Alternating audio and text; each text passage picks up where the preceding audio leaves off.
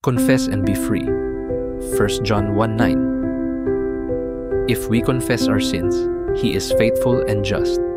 Alam mo ba na ang pag-amin ng ating mga kasalanan ay hindi tanda ng kahinaan kundi daan patungo sa kalayaan?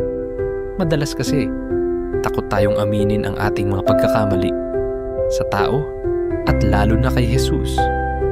Pero ang totoo, kapag tapat tayong nag-confess, doon natin mararanasan ang tunay na freedom. Si Jesus ay faithful at just.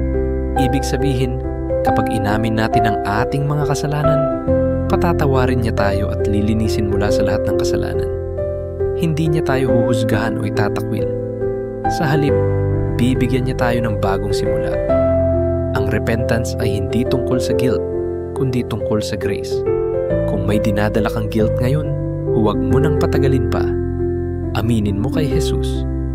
Walang kasalanang masyadong malaki para sa kanyang pag-ibig at kapatawaran. At kapag ginawa mo ito, mararamdaman mo ang bigat na nawawala, ang freedom na dulot ng kanyang forgiveness. Tara, manalangin tayo. Jesus, tinatanggap ko na nagkasala ako. Inaamin ko ang lahat ng aking mga pagkukulang at humihingi ako ng iyong kapatawaran. Salamat dahil faithful ka at patatawarin mo ako. Tulungan mo akong mamuhay ng malaya sa iyong biyaya. Amen.